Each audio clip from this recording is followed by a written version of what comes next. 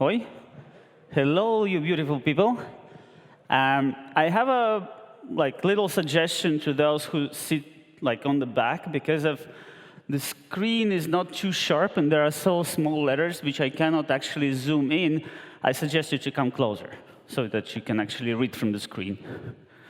Otherwise, I welcome you to my talk about IntelliJ tips and tricks. An obligatory question: who is using IntelliJ here? Almost everybody. So what do you expect to learn from this talk? You probably know everything, right? OK. Is there anyone who is using IntelliJ for more than 10 years? No? Oh, 2. I see 2 hands, maybe even more. OK, there are someone. It will be interesting. Those who use IntelliJ for more than 10 years will learn something by the end of the talk. Otherwise, there will be a lot of shortcuts. And your task today is not to learn the shortcuts. Your task today is to learn the features. You will find the shortcuts afterwards. But for those who insist on learning the shortcuts, when I do press some kind of a keystroke on my computer, on the bottom there, you will see a little green banner, which occasionally displays a shortcut as well, right? So today, I will try to go over some of the productivity features, which you probably just use every day, but you don't notice that. And I would like to kind of emphasize on the things you're doing at work every day. So let's start with some navigation. I hope the screen comes back. Yep, good. All right, so normally, IntelliJ looks like this for you, right? There is some real estate on the sides. There is a navigation bar in the top, the project window in front of you, some buttons, some code, some other buttons, some more buttons, a lot of buttons. I guess I don't have to touch the laptop too hard, otherwise the screen kind of flickers. So that's your normal screen, and I'm working on this 19 inches sized laptop, MacBook Pro. My screen is not too big, and I usually try to minimize the amount of real estate I see. We'll come to that in a moment. But the very first time when you open the IDE, what you do? But you just installed it. What would you do? Customize it, right? Change the fonts, change the size of the fonts, change the theme. Which theme do you prefer? Dark one? Darkula. Did you know that there are a lot of themes, actually, in IntelliJ now? We just run a contest for the theme, like a theme contest, and there are a lot of the, different themes that you can pick up from. And it's easy to switch between them by just using this nice shortcut. OK, Control key does not work properly. So look and feel, and you choose one of those. I have some of them installed. It's actually more than 30 available in the plugins repository right now. But if you didn't check those out yet, you probably want to install them and try them, like dark purple, for instance.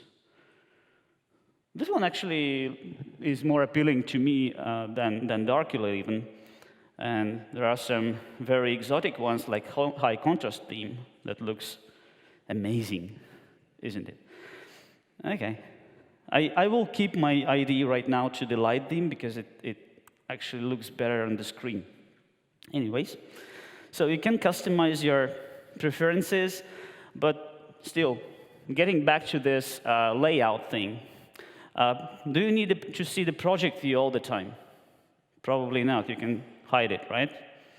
Then you see a little more of your code in front of you. Then there are all kind of buttons that you can see on the top, on the bottom. We, for instance, can hide them one by one. Of course, there is a view, a kind of menu where you can customize all this, but who uses menus? We can use Shift and find the correct element that you want to disable, for instance, navigation bar, and switch it off, or switch it on back, and so on. or a status bar, right on the bottom, we switch off the status bar, or switching on back. But OK, you can do it one by one, but probably you can do it all at once. There is a special mode in IntelliJ called distraction-free mode. By default, there is no shortcut for that. But, well, you can assign it for yourself. You know how to assign the shortcuts? No? OK, there is Shift-Shift. You find something like distraction-free mode, or, yeah, distraction-free mode. If there is no shortcut, Alt-Enter, and you assign the shortcut yourself. Anyways, so I have a shortcut for that, and I move into distraction-free mode. Then I have only the editor in front of me, and you probably noticed that I don't have any tabs in my editor, right? So normally, if we open a few files, let's say we open this file, we open another file, they open in tabs. But do you really need tabs? Because they start accumulating, you open more and more tabs, they start disappearing from the screen, or they start layering on top of the screen, and you don't really see which tab you want to click at, and you don't have to click at, right? You have to just use a shortcut, Command-E, to open whatever file you needed recently, and navigate not only in the files, but also in the menus, so I don't have to have the tabs opened on the top of the screen or wherever else.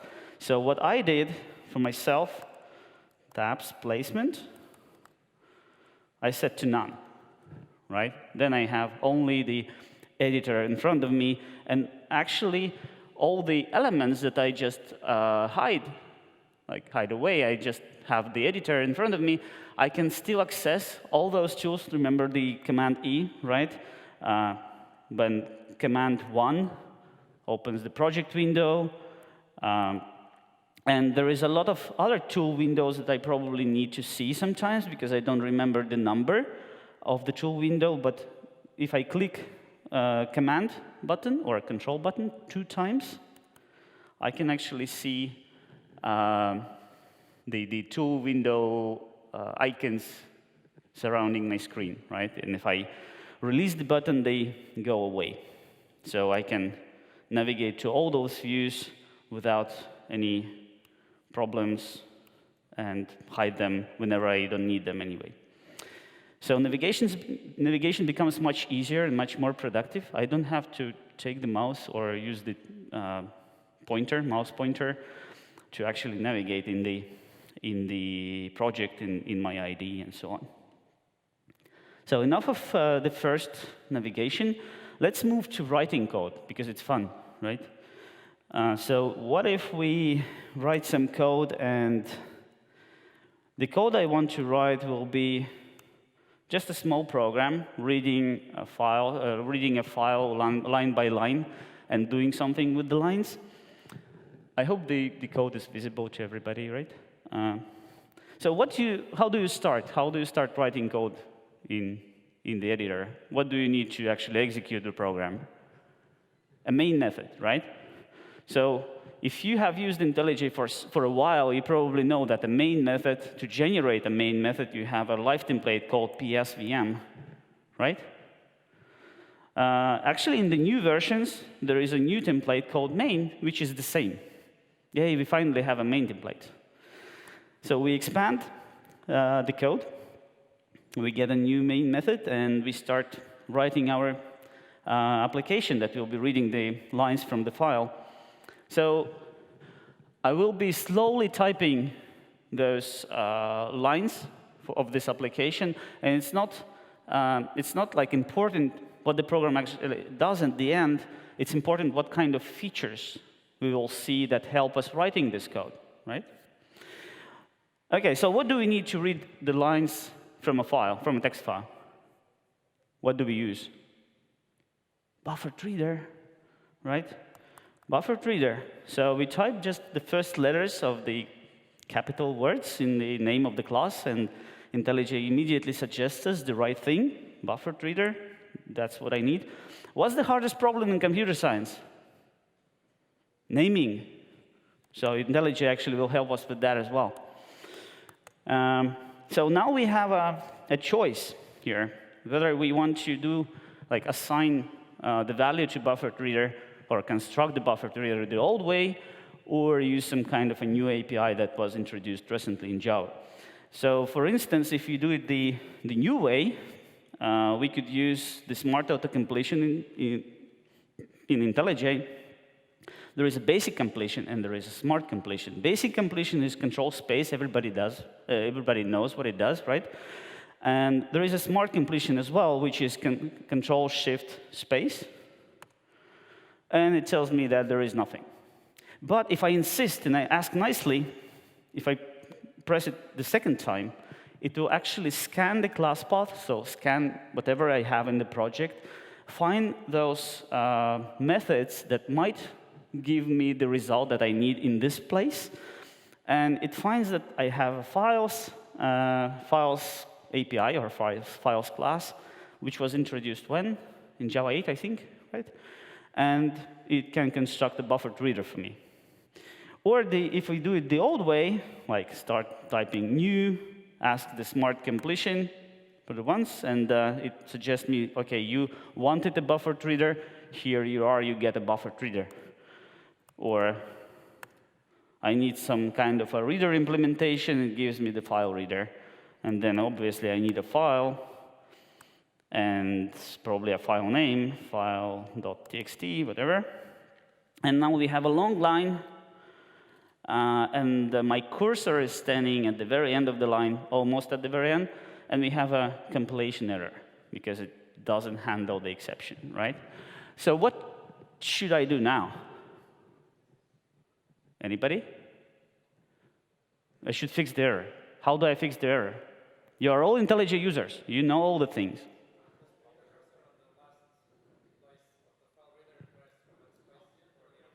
So I have to put the cursor here. How do I do that? OK, I do it like this, right?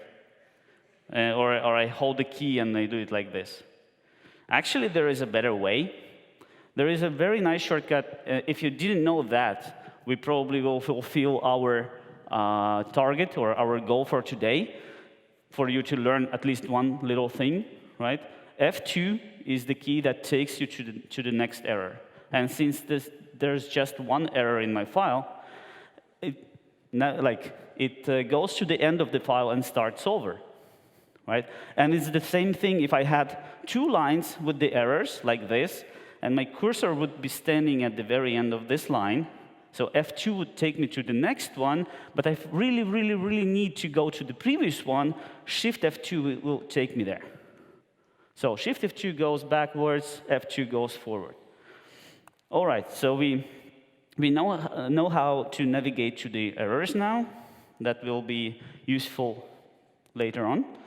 How do we fix it properly? OK, add to exception, add to signature. All right, so we have the first line, and we have some nesting here. Probably would be wise to extract a variable. Why not?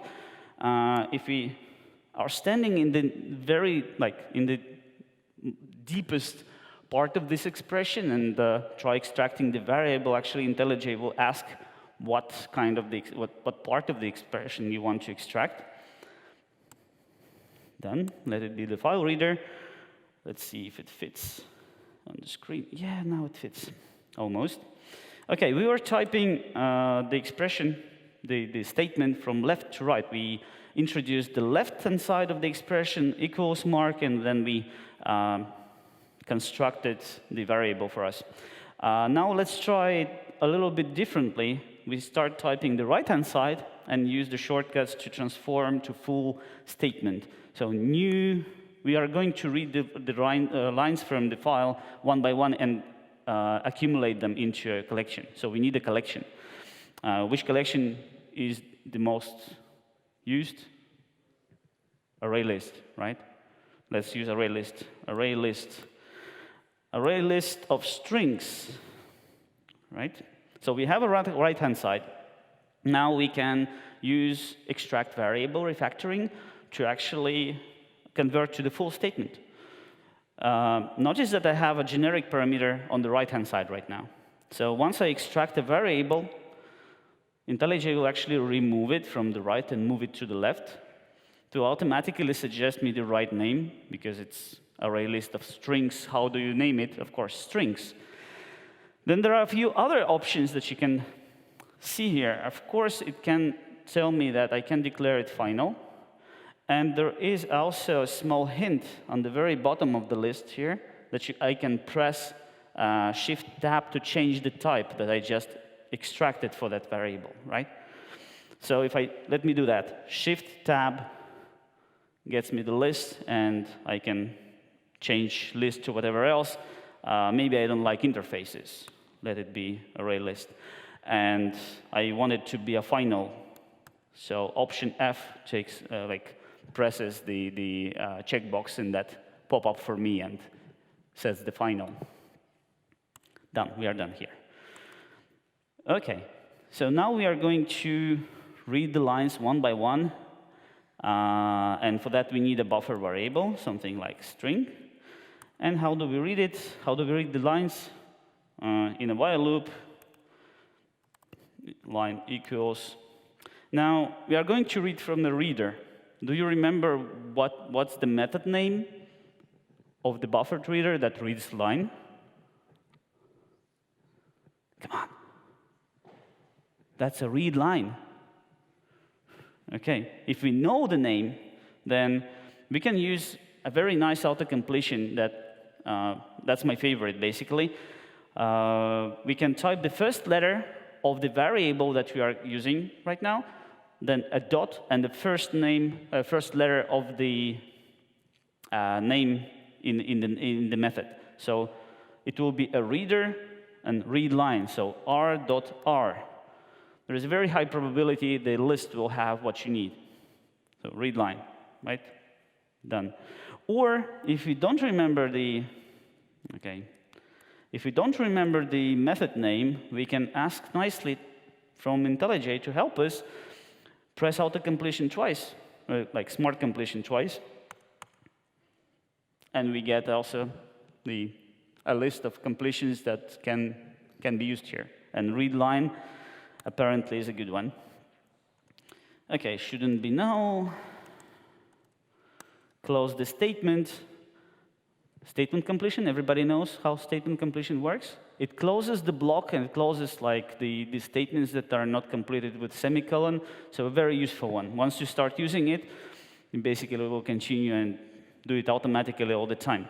We have to fix the error. We remember how to navigate. F2, Alt-Enter, fix it again. So let's navigate to the beginning of the block.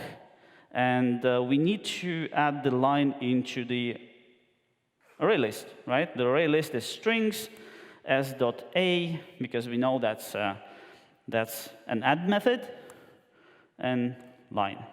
Done. Now, it's a very small thing here, but still, it's fun, I think. We need a semicolon at the very end of the line. How do we do that? I probably can count about 4 or 5 different ways to put a semicolon in there. Anyone? Well, the easiest one, navigate with the arrow key and put the semicolon, right? But that's too boring. Then we just learn about statement completion. Of course, we can use statement completion. Probably you don't see the shortcut, but anyways, let's try it again. Command-Shift-Enter, statement completion works. But there are even funnier ways to put this semicolon. So since the next character is the closing brace, we can type this brace again. So it overwrites it. It doesn't add a new one and put a semicolon. Or I think the most interesting way to put a semicolon is just to type the semicolon at the very end of the line, because it knows that it's not the statement is not completed, and it just moves the cursor automatically, puts a semicolon in there. Nice. So we are collecting the lines from the file. We are adding them into the list. And now I realize I probably don't want empty lines in my collection. So I need to check if the line is empty. So I need an if statement. How do I write an if statement right now? I probably, as it was suggested, I will probably navigate to the very beginning of the statement, hit enter, put the cursor here, start typing if, blah, blah, blah. There is a better way. So if our cursor is at the end of the line, we learned about live templates in the very beginning, right? There are live templates that generate snippets of the code for you. We can use some of the live templates to surround the selection. In our case here, we don't select anything, but since the cursor is standing at the very end of the line, or we don't select anything, it's basically the same condition. So in this situation, when I ask IntelliJ to surround something, it thinks that the selection is the line, the whole statement. So there is a shortcut, Command-Option-T for me, to surround with live templates. And there is a list of live templates that are available in this situation. And I need the very first one, if. So it basically surrounds my selection with the live template I just selected. OK, we need to check if the line is empty or not. Line is empty. Oh, I forgot typing exclamation mark, right? So it should not be empty rather than should be empty, and I add the value into the collection. So what would you do normally is you complete the statement, you start moving the cursor, and put the exclamation mark. So you do a lot of small movements, probably unnecessary. In this case, we can actually do it like this. When we are in the context where we need a Boolean expression, and the selection that we have here, well, it's by accident, it's just a single method, but there could be more, like is equals or contains or whatever else. So is empty, and we select it. Then instead of completing the statement with enter, we can complete the statement with a negation, basically pressing an exclamation mark in here. And notice that what will happen right now. So I'm pressing the button. It completed the statement. It put the exclamation mark in the beginning of the statement and put the cursor at the very end where it should be. Right. Good. So we have read all the lines into a collection, and now we can do something with those lines. For instance, when you're programming your applications, pretty often it is the case that you are using different APIs, like different libraries, and some of the APIs are using collections, and some of the APIs are using arrays. And it's pretty often the case that you have to convert, let's say, a collection to an array, or vice versa. So there is some help that you can get from the IDE in this case. So for instance, if we need an array of strings, we can ask the IDE nicely again, press the smart completion 2 times, and it suggests me whatever I can use from here, from my program to assign to that array. And apparently, I can use the toArray method from the strings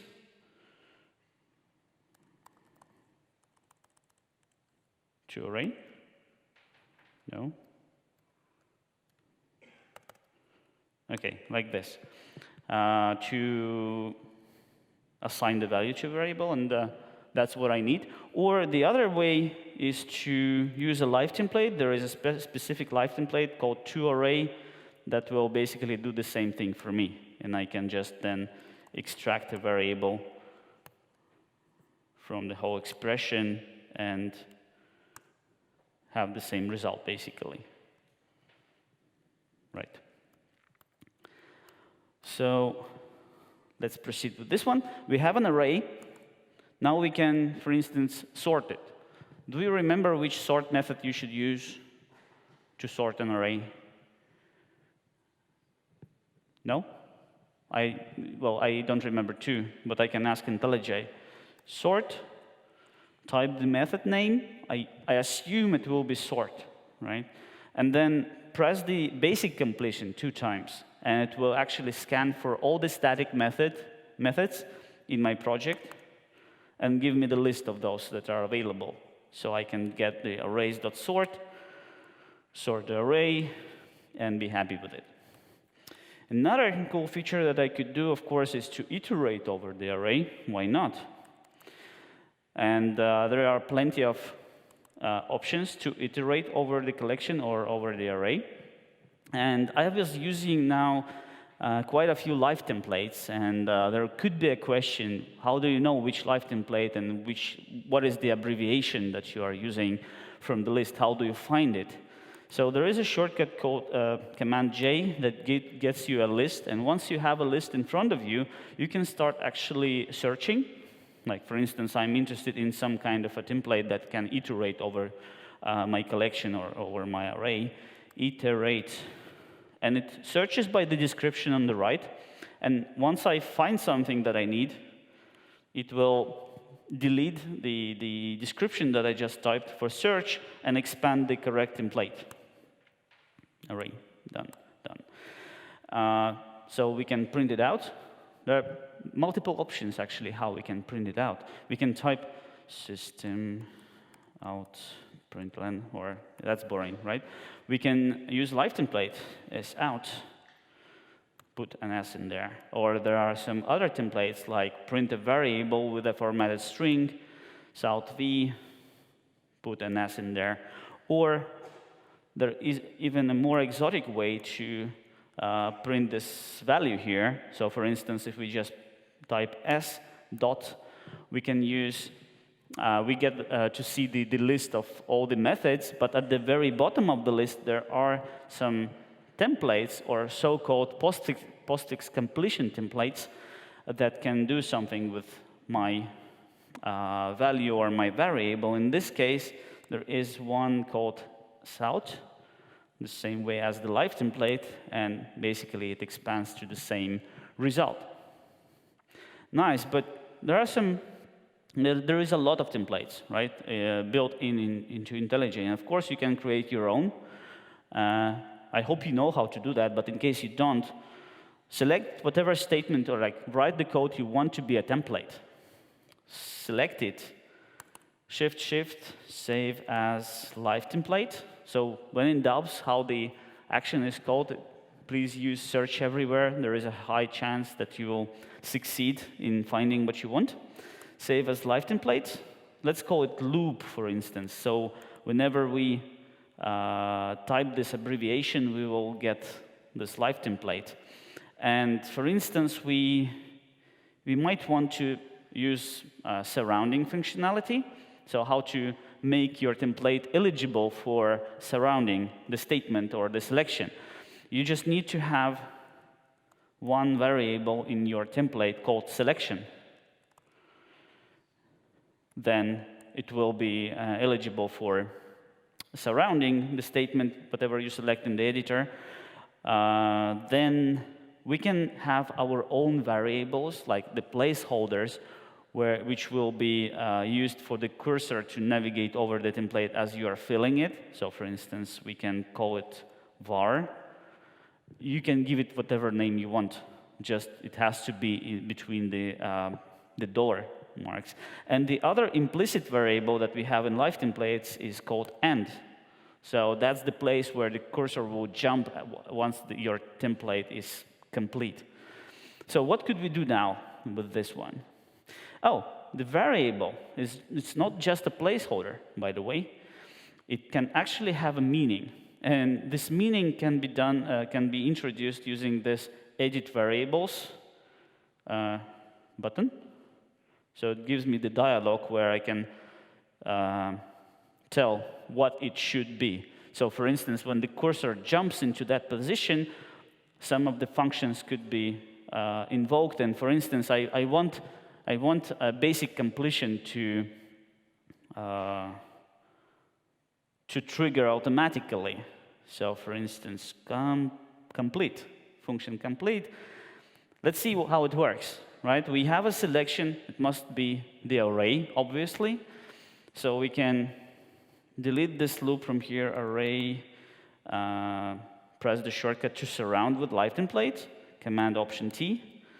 And at the very bottom, here, you see our new live template loop. You see the live completion, the basic completion triggered once the template expanded. So let it be S.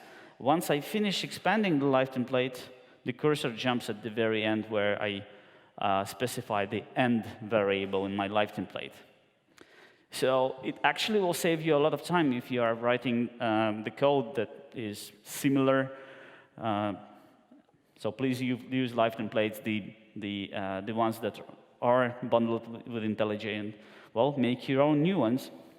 Okay, so we still have a few errors in our program. It's the buffered reader, because it says that I'm not handling it properly. So let's try to fix that. Alt-Enter, right? In any uncertain situation, try Alt-Enter. Surround with, try with resources. Looks good. So our program looks green. Nothing is yellow. Nothing is red. But still, we can actually randomly press Alt-Enter and see what happens. Maybe our code becomes even better. Remember, Venkat was saying that it's not wise to use iteration sometimes, because it's not simple. Why not to press Alt-Enter here for each and convert it like this? And we can try something else. For instance, this while loop looks not so simple. Alt-Enter, create for each. Looks better? Why not? OK, so we have just a little bit of code in front of us. We spent almost half of the talk talking about those. But I would like to check how many people have learned something new, at least one little thing. And those 2 persons who used IntelliJ for the 10 years, have you learned anything? Yes? Success. OK, so let's proceed. We have one method with a lot of lines. How do we make it simpler? We introduce new methods, right? Let's select whatever block we want to extract, introduce a new method. That's the basic refactoring everybody knows, right? I don't need to tell the shortcut for that. So get strings. We have a new method. And there are some lines in that method that I probably can simplify a little bit. So there is a declaration of the variable and assignment of the variable are next to each other. And I probably don't need those 2 separate lines in my code. I could join them. And how do you join 2 lines? You go here, you hit backspace, you delete the variable, and so on. And then you get the correct statement, right? We can do it better. Command-Shift-J joins the lines, but it joins the current line with the next one. And if it sees that the next line is actually kind of a continuation of this current line that I have, it tries to really concatenate them, not just join. So let's see what happens if I press the shortcut right here. So it removes the extra variable and a semicolon in between and really joins them, right? Then you can probably simplify this code a little bit by not using the for each here, but use the collect and ask IntelliJ to help me with the shortcut. Smart completion works here just once, so it gives me the collector to list. Return, and I don't need those 2 lines here. And probably need it to be a list. And here it should be a list as well. OK, so I have 2 methods. Let's see how the application works. If it actually works. How do you debug your applications? What is the best method to debug applications? Print line, right? So you introduce print lines everywhere in your code, and you debug successfully, and everything works. It's just that you have to remove all those print lines afterwards. OK, so for instance, here we have some logic, right? It filters, lines, and so on. Oh, about print lines. There is a very nice live template called soutm that expands into the method name. So you don't need to spend time writing out which method was executed. You can use live templates for that. Or soutp that prints out the arguments. Okay, for the array, it's not working that well, but if it was a string or a primitive type, it would have been better. Anyways, we don't need the print line right now. So when we execute the code, we debug with debugger, and normally, how do you set a breakpoint? You click on the left, right? We have nothing to click on the left right now. So how we do that? Okay, we move out of the screen and still we can click, right? We do some movements, and since we have a line here, the full line, we can set the line breakpoint, or we can set a lambda breakpoint for the specific expression inside the stream. But we can do the same with the shortcut. So when we are at this line and we want to set a breakpoint, Command F8 gives me the same result, basically, and I select, for instance, the lambda. Okay, now we can execute the application. Of course, I don't remember the shortcut, so I do it like this, debug. It compiles, it runs, and let's see, there is a stream visualization in IntelliJ. It's a separate plugin that you have to install. It's not bundled. It actually visualizes how your values are progressing through the stream. So for instance, if I move it to the flat mode, it actually tells me the initial state, the result after filter, and result after I collect them into whatever I collect them into. I hope it was useful, right? Okay, but there is more that you can do in debugger. Remember about the print line. So we could actually achieve the same result within the debugger, debugging with print lines without introducing the print line statements in your real code. So how do we do that? I will be doing it without the shortcuts because I think it's important to visualize it properly. So there is the breakpoint we have here. It's a red one. There is a special mark. I hope it's visible like this, right? So let's remove it. And once we put a new breakpoint, let's say to the line, we can actually click with the right click. Oops, make it smaller. There are multiple options for every breakpoint that you can use. So for instance, there is enabled checkbox or suspend checkbox. And that suspend checkbox means that should the thread stop at that breakpoint. And if you don't want to stop it, you can uncheck it. Once you uncheck it, it means that this breakpoint, if it's in its basic settings, it means nothing. It basically will pass the breakpoint and do nothing. So IntelliJ actually expands automatically a few options for you, where you can set, for instance, evaluate and log expression. And in that place, okay, it should have been a little bit different position of the breakpoint. It should have been the lambda, because I want an access into the line variable that I'm going to print. So suspend, evaluate, and log line. That's the variable we have in that context. So when I execute the the application, I have to stop the previous run.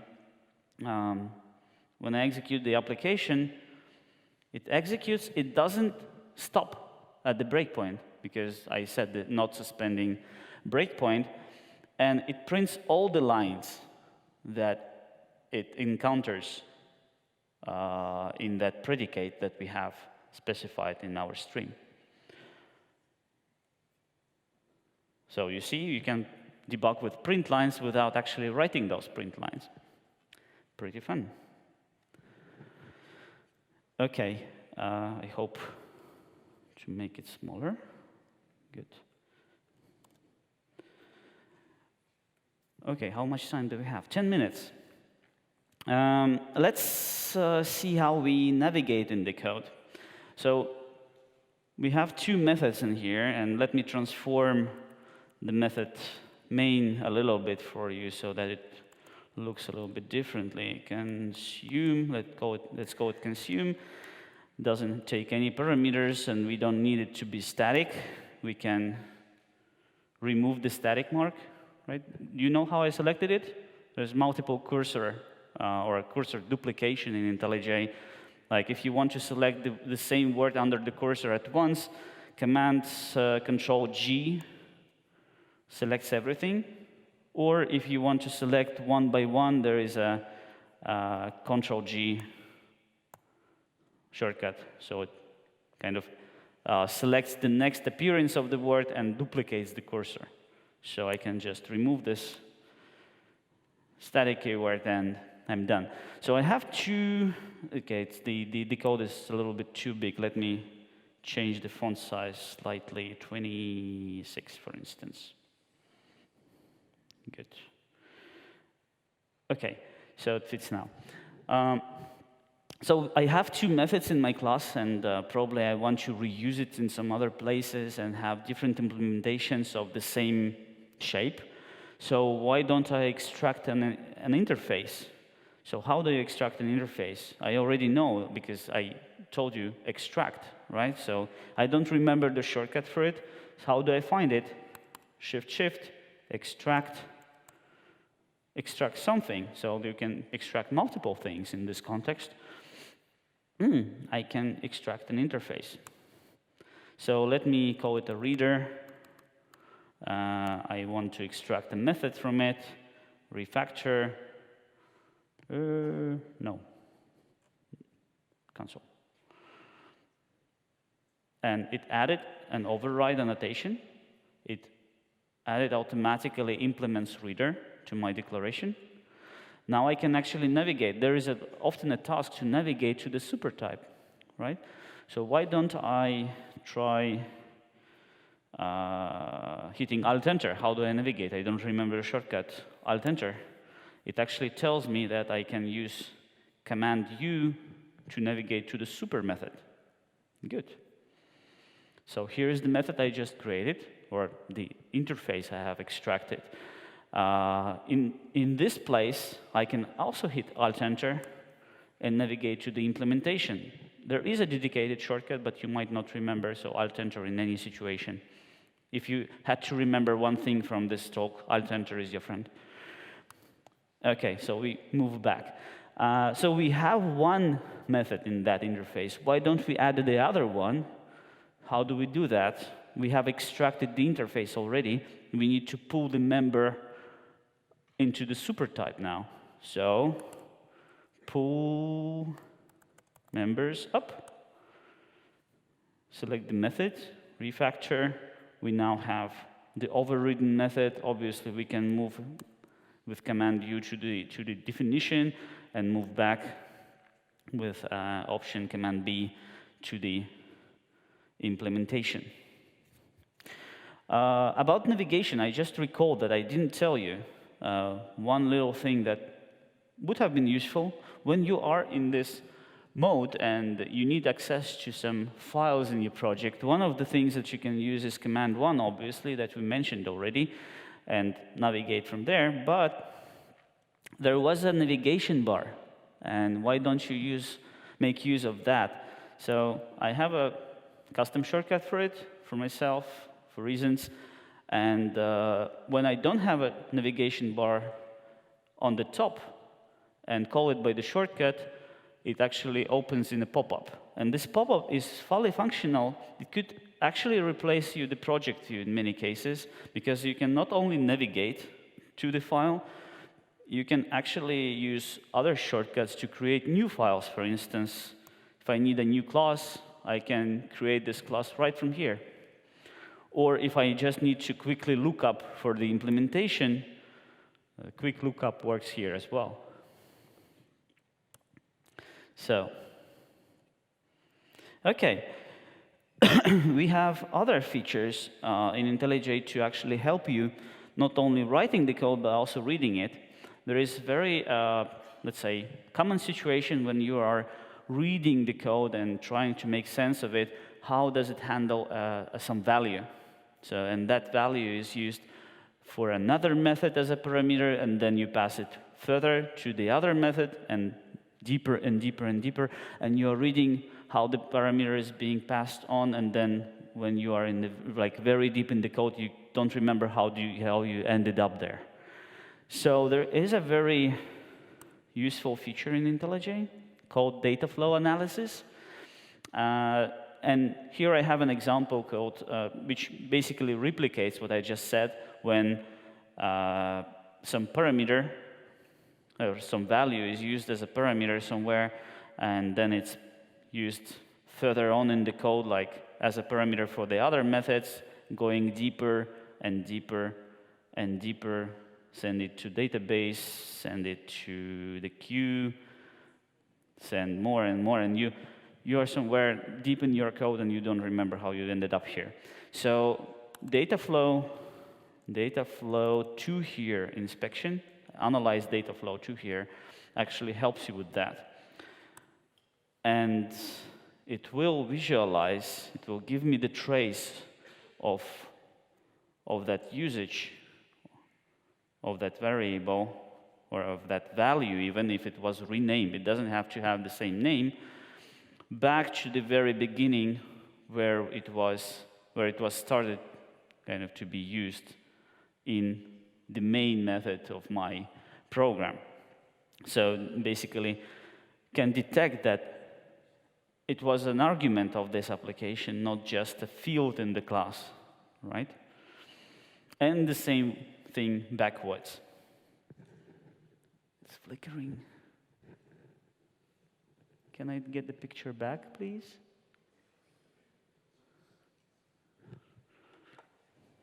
No? Oh, okay, now it's better.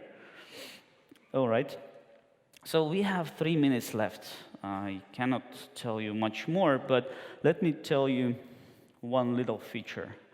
So you're not writing the code in isolation normally. You're working in teams. In teams, you work with not only the IDE, you work with different tools like version control system or a continuous integration server and so on. And in this example, so for instance, I have tests, right? Imagine I'm adding a new test. Test something. Assert true, and it's going to be false. So it fails for sure, right? There is no way it can succeed. And imagine it's not just one statement, it's like a big block of code, big block of functionality that you just added, and you need to test it. And you might not have the infrastructure that this test requires for your specific test, or you don't want to commit it to even to a separate branch, depending on the version control you use. Okay, in Git, you can use your own branch and run the tests in the CI, but then you have to set up the CI for that specific branch that you're just adding and so on. So that's a complication. And IntelliJ has a very nice plugin called TeamCity. Actually, it's not just a plugin, it's a CI server, but we have an integration. And currently, I don't commit anything to the version control, but I can run this test on TeamCity. Imagine if this little test that I just added needs some specific infrastructure that only exists somewhere in the server where my CI server is running. So there is an option called remote run. It calculates a patch, whatever. I don't need to commit the main, I only need the test. So checking,